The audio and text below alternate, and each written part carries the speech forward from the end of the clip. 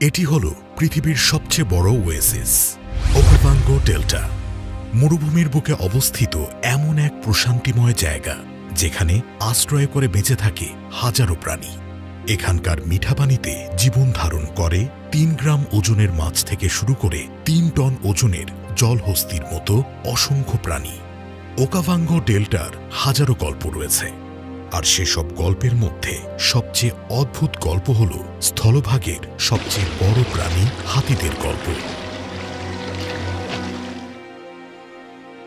এটি হাতিদের একটি ছোট্ট দল, যারা কয়েকশো কিলোমিটার পথ পাড়ি দিয়ে এখানে এসে পৌঁছেছে।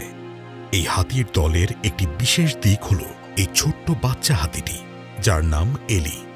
এলি তার ছোট্ট জীবনে এই প্রথমবার পানিতে নেমে খেলার সুযোগ পেয়েছে।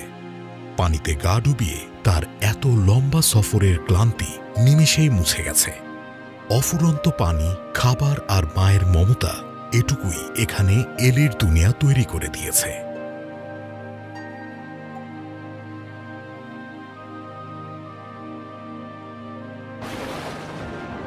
কিন্তু তার এই ছোট্ট দুনিয়ায় এমন কিছু হতে চলেছে যার সম্মুখীন হতেই তাকে চরম মূল্য গুনতে হবে।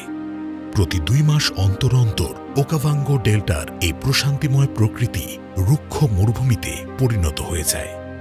দেখে বোঝাই যায় না যে এখানে একসময় সবুজ প্রশান্তিময় প্রকৃতি ছিল। শুষ্ক মৌসুম আসতেই ওকাভাঙ্গো ডেল্টা বদলে যায়। প্রাণীরা পানির সন্ধানে অন্যত্র বেরিয়ে পড়ে, আর শিকারী প্রাণীরা বেরিয়ে পড়ে শিকারের খোঁজে।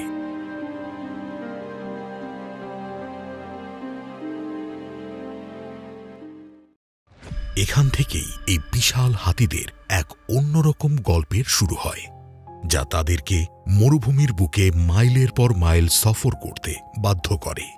কারণ পানি না পেলে তারা মারা যাবে, তাই বাধ্য হয় দীর্ঘ সফরে পাড়ি জমাতে। আর এই দীর্ঘ সফরের আগামী ৮ মাস তাদেরকে হিংস্র শিকারী পশুদের মোকাবিলা করতে হয়।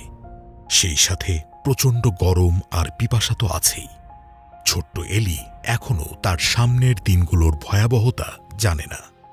সে কি পারবে এই কঠিন পরিস্থিতিগুলো মোকাবিলা করতে? যাত্রা শুরুর আগে এই হাতির দলটি তাদের পিপাসা মেটানোর এই কর্দমাক্ত ছোট্ট জলাশয়ের কাছে আসে। কিন্তু এখানে তাদের সামনে অপেক্ষা করছে নীল নদের ভয়ানক কুমির। এই কুমিরদের দৃষ্টি হাতির ছোট্ট দলটির দিকে,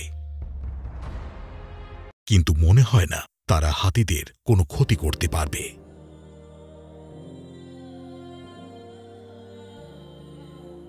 হাতিদের সুরে ৪০,০০০ পেশি থাকে, কিন্তু সুরের সাহায্যে পানি টেনে নেয়ার ও পানি পান করার কৌশল শিখতে তাদের অনেক দিন লেগে যায়।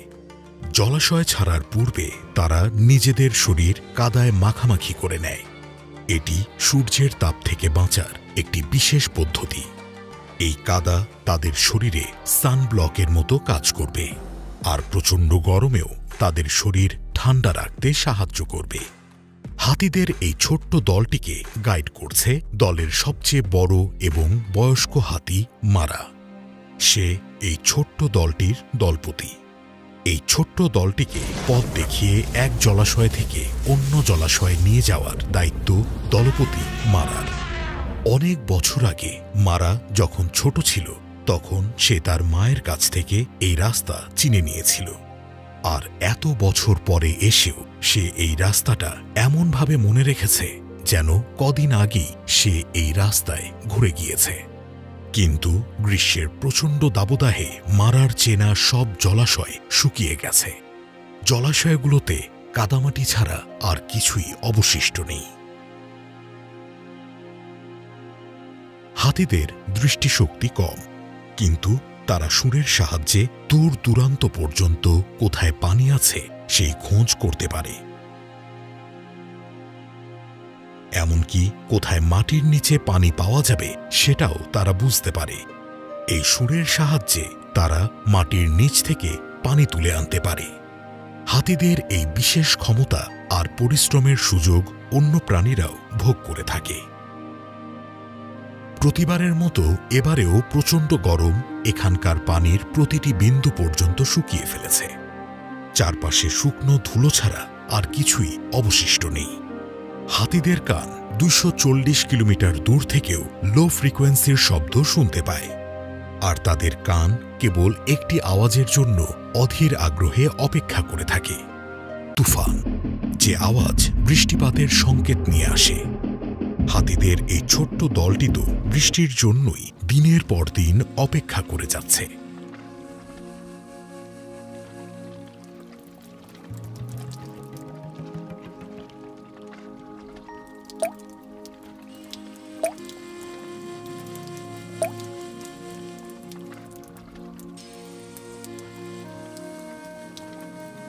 কিন্তু দুর্ভাগ্য, এই বৃষ্টি পানি নয়, দাবানল নিয়ে আসতে চলেছে। কয়েক মাস থেকে শুকিয়ে থাকা পরিবেশে বজ্রপাতের সংস্পর্শে আগুন ধরে যায়, আর পরিস্থিতি 10 গুণ খারাপ হয়ে যায়। সে আওয়াজ শুনে তারা জীবন রক্ষাকারী পানির জন্য অধীর আগ্রহে অপেক্ষা করছিল।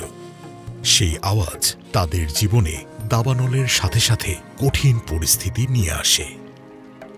ওলডোয়েঙ্গো লেঙ্গাই তানজানিয়ায় অবস্থিত এমন একটি আগ্নেয়গিরি যেখান থেকে গত 100 বছরে প্রায় 15 বার অগ্ন্যুৎপাত ঘটেছে। আজও এর ভেতর থেকে বেরিয়ে আসা গর্জন প্রমাণ করে যে এটি এখনও জীবন্ত। এখানকার স্থানীয় লোকজন মনে করে এখানে সৃষ্টিকর্তা থাকে, আর এই তীব্র আওয়াজ তারই। এখান থেকে কিছুটা দূরেই রয়েছে 60 কিলোমিটার লম্বা, শান্ত এবং অপরূপ এক ঝিল। কিন্তু এই ঝিল এতই বিষাক্ত যে এখানে কোনো প্রাণী বেঁচে থাকতে পারে না। এর পেছনেও দায়ী এই আগ্নেয়গিরি।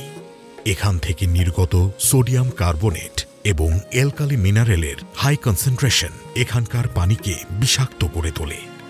কিন্তু প্রতি বছরই এখানে কয়েক সপ্তাহের জন্য বৃষ্টিপাত হয়, আর এই বৃষ্টিপাতের সাথে এখানে আসে এক ধরনের প্রাণী যারা এক রাতে প্রায় 600 কিলোমিটার পথ পাড়ি দিয়ে এখানে এসে পৌঁছায়। Laser flamingos. এরা ডিম পাড়ার জন্য আফ্রিকার পূর্বাঞ্চলে শুকিয়ে যাওয়া ঝিল থেকে এখানে এসেছে। এরা একসাথে দল বেঁধে থাকতে পছন্দ করে। এদের এক একটা ঝাঁকে প্রায় 10 থেকে 20 লাখ পর্যন্ত ফ্লেমিঙ্গোস থাকে। এরা সাধারণত মাইগ্রেট করে না, কিন্তু আবহাওয়ার পরিবর্তন, বৃষ্টিপাতের অভাব, গ্রীষ্মের দীর্ঘায়িত হওয়ার কারণে এরা মাইগ্রেশন করতে বাধ্য হয়। আর মাইগ্রেশনের জন্য তারা এমন একটি জায়গা বেছে নেয় যেখানে অন্য কোনো প্রাণী থাকে না বা থাকতে পারে না, আর সেখানেই তারা নিজেদের নতুন আবাসস্থল তৈরি করে নেয়। কিন্তু ঘর তৈরি করার জন্য তো একজন সাথীরও প্রয়োজন হয়।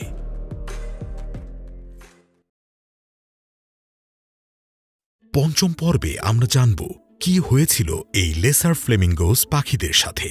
আরও জানব ভয়ানক এক পোকার কাহিনী। ভিডিওটি ভালো লাগলে লাইক দিন।